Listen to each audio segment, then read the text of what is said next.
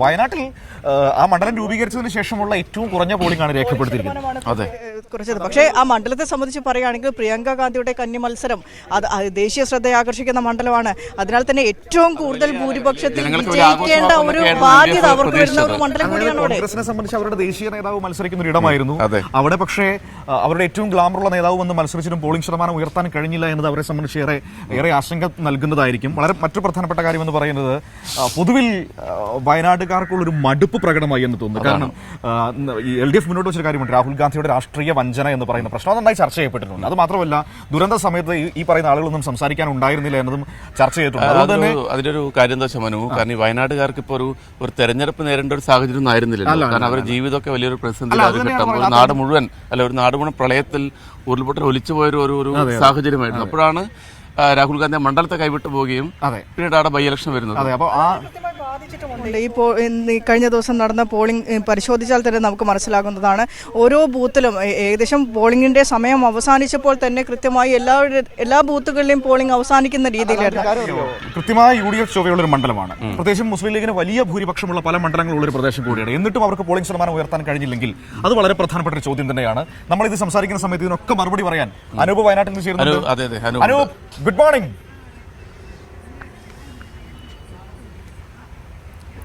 Good morning Manu.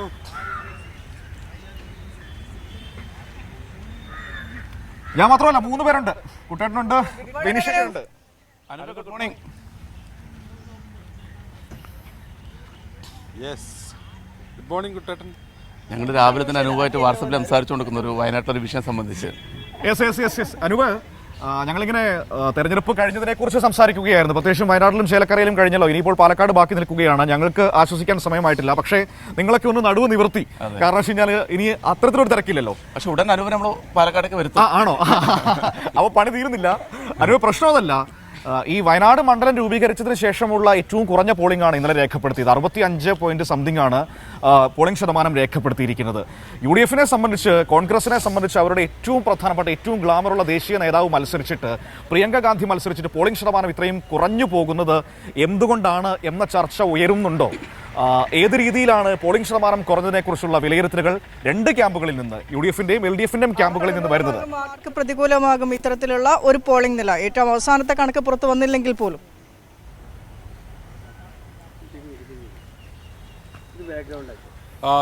Polling ശതമാനം ആർക്ക് ഗുണം ചെയ്യും ആർക്ക് ദോഷം ചെയ്യും എന്നുള്ളത് ഏതാണ്ട് 23-നാണ് കൃത്യമായി പറയാൻ കഴിയുക. എങ്കിലും അതുമായി ബന്ധപ്പെട്ട ചർച്ചകൾ, കണക്കുകൾ, അല്ലെങ്കിൽ അതുമായി ബന്ധപ്പെട്ട കാര്യങ്ങളെല്ലാം ആണ് പ്രധാന മുന്നണികളുടെ എല്ലാം ചർച്ചകൾ.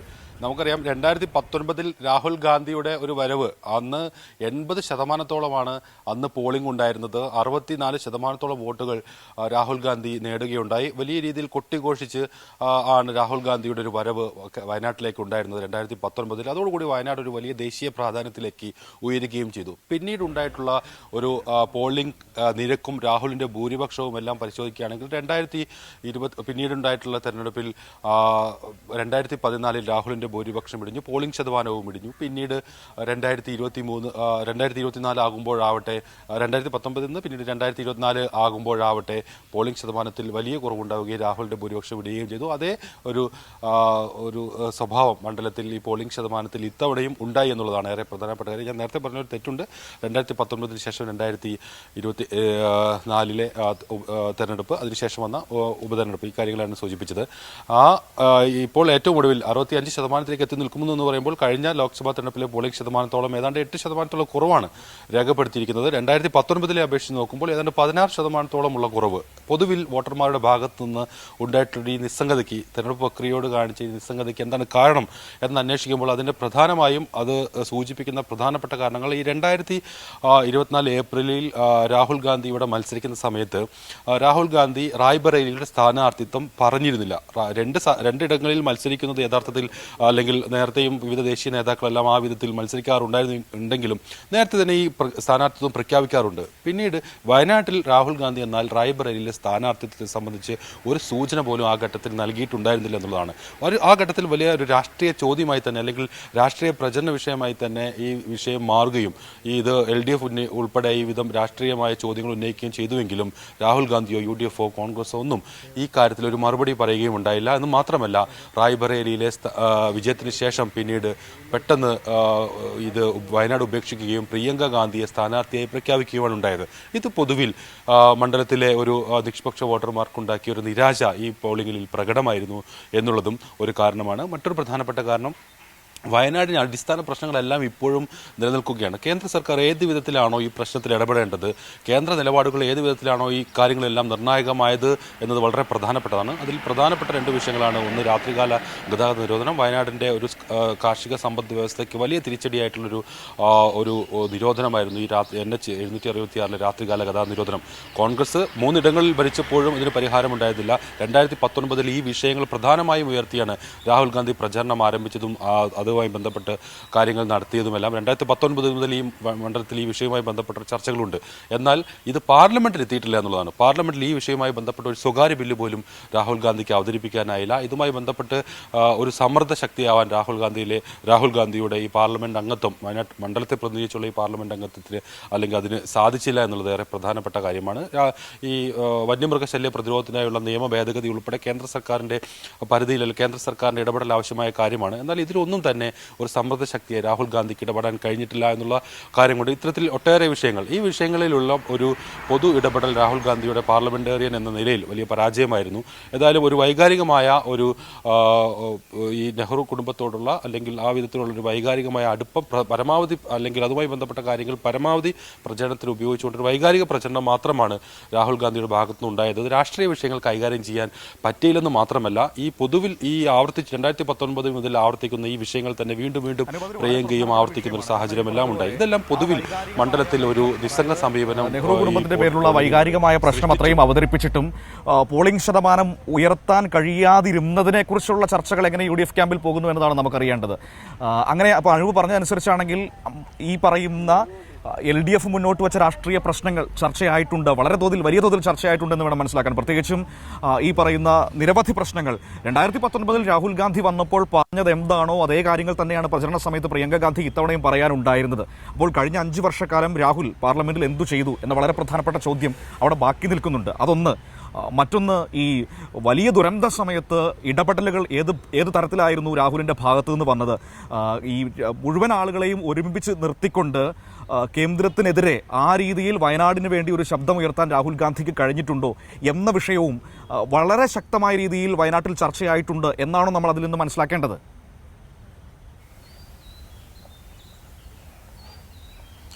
തീർച്ചയായും അതിലേറ്റവും ഒടുവിലാണ് വയനാട് ചൂരൽമലയിലെ ഉരുൾപൊട്ടൽ ദുരന്തവുമായി ബന്ധപ്പെട്ടുള്ള കാര്യങ്ങളുണ്ടായത്. കേന്ദ്രത്തിന്റെ ഭാഗത്തുനിന്ന് ഒരു അവഗണന, നിസ്സംഗ സമീപനം, തീർത്തും ഇത്തരത്തിലുള്ള ദുരന്തബാധിതരെ അവഗണിക്കുന്ന സമീപനമെല്ലാം ഉണ്ടായപ്പോഴും അതിനെതിരെ ഒരു MP എന്ന നിലയിൽ ഒരാൾ വയനാട്ടിൽ ഉണ്ടായിരുന്നില്ല എന്നുള്ളതാണ്. ആ കാര്യങ്ങൾ ഉന്നയിക്കുന്നതിന് വേണ്ടി അത് തെരഞ്ഞെടുപ്പ് പ്രചരണ വേളയിൽ പോലും കാര്യമായി അദ്ദേഹം ആ ഒരു വിഷയമായി പോലും ഉന്നയിച്ചിട്ടില്ല എന്നുള്ളതെല്ലാം LDFന്റെ രാഷ്ട്രീയ പ്രചരണ വിഷയങ്ങളിലൊന്നായിരുന്നു. ഏതായാലും ആ വിധത്തിൽ ഒരു ഇടപെടൽ രാഹുൽ ഗാന്ധിയുടെ ഭാഗത്തുണ്ടായിരുന്നു. മാത്രമല്ല അതൊരു ശൂന്യമായി കിടക്കുന്നു. നമുക്കൊരു MP ഇല്ലാത്തൊരു അവസ്ഥയിലാണ് ഈ ദുരന്തം കടന്നുപോയത്. പൊതുവിൽ അതുമായി ബന്ധപ്പെട്ടുള്ള പിന്നീടുണ്ടായിട്ടുള്ള വിവാദങ്ങളെല്ലാം നമുക്കറിയാം. മേപ്പാടി പഞ്ചായത്തിന്റെ കിറ്റ് വിതരണമില്ല. ആ വിധത്തിൽ കോൺഗ്രസിന്റെ ഭാഗത്തു നിന്ന് ഈ ഒരു ദുരന്ത ബാധിതരെ തുടർച്ചയായി അവഗണിക്കുന്ന ഒരു സമീപനം പൊതുവിൽ അത്തരത്തിലുണ്ടായി എന്നുള്ളൊരു പൊതുവിലുള്ള ഒരു ആ വിധത്തിലുള്ള ആലോചനകൾ അല്ലെങ്കിൽ അതുമായി ബന്ധപ്പെട്ടുള്ള കാര്യങ്ങളെല്ലാം പൊതുവിൽ വോട്ടർമാർക്ക് ഉണ്ടായിരുന്നു എന്നുള്ളത് വേണം നമുക്ക് മനസ്സിലാക്കാൻ. ഏതായാലും അതെല്ലാം ഈ പോളിംഗിൽ പ്രകടമായിട്ടുണ്ട്. വലിയ ദുരന്തത്തെ മറികടന്നു വന്ന ജനതയാണ്.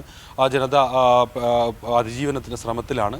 അവർക്കായുള്ള ആശ്വാസങ്ങൾ, അതുമായി ബന്ധപ്പെട്ടുള്ള കാര്യങ്ങളെല്ലാം അവർ വലിയ പ്രതീക്ഷ വെക്കുന്നുണ്ട്. കേന്ദ്രത്തിന്റെ അവഗണനയെല്ലാം വലിയ ചർച്ചയായതാണ് ഈ മണ്ഡലത്തിൽ. എങ്കിലും ഈ പോളിംഗ് ഈ ചൂരൽമല ആ മേഖലയിൽ ഉൾപ്പെട്ട ആളുകളെല്ലാം കൃത്യമായി പോളിംഗ് അവിടെ രേഖപ്പെടുത്തി എന്നുള്ളതാണ് ഈ ശ്രദ്ധേയം.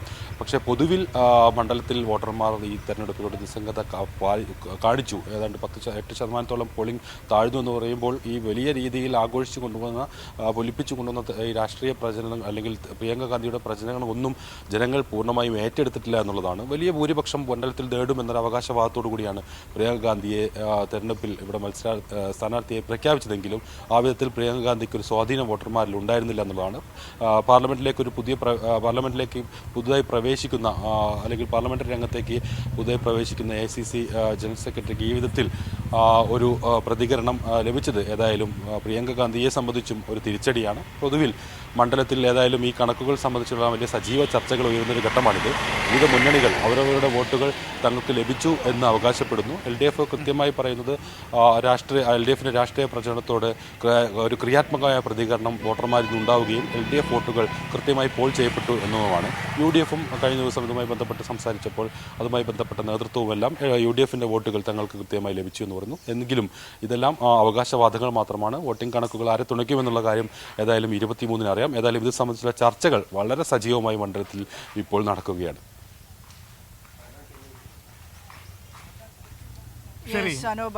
അനൂപ് പറഞ്ഞ ഒരു കാര്യം കൃത്യമാണ്. UDFിന്റെ കണക്ക് കൂട്ടിൽ ഏകദേശം 11 ലക്ഷത്തോളം വോട്ടിന്റെ ഭൂരിപക്ഷം പ്രിയങ്ക ഗാന്ധിക്ക് ഉണ്ടാകുമെന്നായിരുന്നു. അത്രത്തോളം 11 ലക്ഷത്തോളം വോട്ടിന്റെ ഭൂരിപക്ഷം വേണമെങ്കിൽ അത്രത്തോളം പോൾ ചെയ്യപ്പെടേണ്ട ഒരു സാധ്യത കൂടി ഉണ്ടായിരുന്നു. 64% മാത്രമേ പോൾ ചെയ്യപ്പെട്ടിട്ടുള്ളൂ എന്ന കണക്കുകൾ തന്നെ വ്യക്തമാക്കുമ്പോൾ വൻ ഭൂരിപക്ഷത്തിന്റെ ഇടിവ് അവിടെ തന്നെ സംഭവിക്കുന്നു. ഞാൻ പറയട്ടെ, വളരെ പ്രധാനപ്പെട്ട കാര്യമാണ്. ഞാൻ ഈ നമ്മളിപ്പോൾ ഈ 3 മണ്ഡലങ്ങളിൽ നിന്നല്ലോ, ഇതിൽ ഏറ്റവും നല്ല സ്ഥിരം പരിപാടി തുടങ്ങി. ഏറ്റവും നല്ല രീതിയിൽ രാഷ്ട്രീയ പ്രശ്നം ചർച്ച ചെയ്യാൻ LDFന് പറ്റിയ ഇടങ്ങളിലൊന്നായിരുന്നു വയനാട്. കൃത്യമായി ചെയ്യുകയും ചെയ്തു. കാരണം വെച്ചാൽ ഒന്ന് ഈ ദുരന്തവുമായി ബന്ധപ്പെട്ട വിഷയം ഉയർത്തി. പിന്നെ നമ്മൾ തുടക്കത്തിൽ പറഞ്ഞില്ല, 2019 രാഹുൽ ഗാന്ധി പറഞ്ഞ അതേ കാര്യങ്ങൾ തന്നെയാണ് പ്രിയങ്ക ഗാന്ധി ഇത്തവണയും വന്നപ്പോൾ പറഞ്ഞത്. അപ്പോൾ ഈ കഴിഞ്ഞ 5 വർഷം അത് രാഹുലിന് ചെയ്യാൻ പറ്റിയില്ലേ എന്ന ചോദ്യം വളരെ കൃത്യമായിട്ട് ഉയർത്തിയിട്ടുണ്ട്. ഇപ്പൊ ആര് ജയിക്കും പ്രിയങ്ക ഗാന്ധിയുടെ പ്രചാരണങ്ങൾ ഉടനീളം കണ്ടിരുന്നു. കാരണം രാഹുൽ ഗാന്ധി എന്ത് പറഞ്ഞോ എക്സാക്ട് കാര്യത്തിന്റെ എക്സാക്ട് സിറോക്സ് കോപ്പിയാണ് പ്രിയങ്ക ഗാന്ധിക്ക് പറയാനുണ്ടായിരുന്നത്. 5 വർഷത്തിന് ശേഷവും പ്രിയങ്ക ഗാന്ധി പറഞ്ഞു വോട്ട് തേടുന്നത് രാഹുൽ ഗാന്ധി 5 വർഷത്തിന് മുൻപ് പറഞ്ഞ അതേ കാര്യങ്ങൾ തന്നെയാണ്. അപ്പൊ അതിനിടയിൽ എന്ത് ചെയ്തു എന്നുള്ളത് ഉത്തരം അവിടെ തന്നെ ഉണ്ട്. ഞാൻ പറയുന്നതാണ്, അതായത് ആര് ജയിക്കും തോൽക്കുമെന്നും പറയാൻ നമ്മൾ ആൾക്കാരല്ല, അത് ജനം തീരുമാനിക്കട്ടെ. 23-ാം തീയതി വിധി വരട്ടെ. ഒരു രാഷ്ട്രീയം, ഒരു ക്യാമ്പയിൻ വലിയ രീതിയിൽ ചർച്ചയായി വന്നു എന്നുള്ളത് വയനാട് സംബന്ധിച്ച് വളരെ പ്രധാനപ്പെട്ട കാര്യമാണ്. അതിന്റെ കാര്യം അറിയാം. അതായത് ഈ പറയുന്ന ഗ്ലാമറുകൾക്കപ്പുറത്തേക്ക്, പ്രിവിലേജുകൾക്കപ്പുറത്തേക്ക് കൃത്യമായ രീതിയിൽ രാഷ്ട്രീയം ചർച്ച ചെയ്യാൻ മനുഷ്യരുടെ പ്രശ്നങ്ങളാണ്. ഒന്ന് ഈ വയനാട് ഈ മറ്റേ മുണ്ടക്കൈ, മനുഷ്യരുടെ പ്രശ്നങ്ങൾ കൃത്യമായി അഡ്രസ് ചെയ്യാൻ അവിടെ കഴിഞ്ഞിട്ടുണ്ട് എന്നത് വളരെ പ്രധാനപ്പെട്ട കാര്യമാണ്. ജയവും തോൽവിയൊക്കെ അവിടെ നിൽക്കട്ടെ, പക്ഷേ LDF ആ കാര്യത്തിൽ വളരെ മുന്നോട്ട് പോയിട്ടുണ്ട്. അതിൽ വിജയം കൈവരിക്കാൻ അവർക്ക് കഴിഞ്ഞിട്ടുണ്ട്. ബാക്കി നമുക്ക് മനുഷ്യർക്ക് വിട്ടുകൊടുക്കാം, അവർ തീരുമാനിക്കട്ടെ.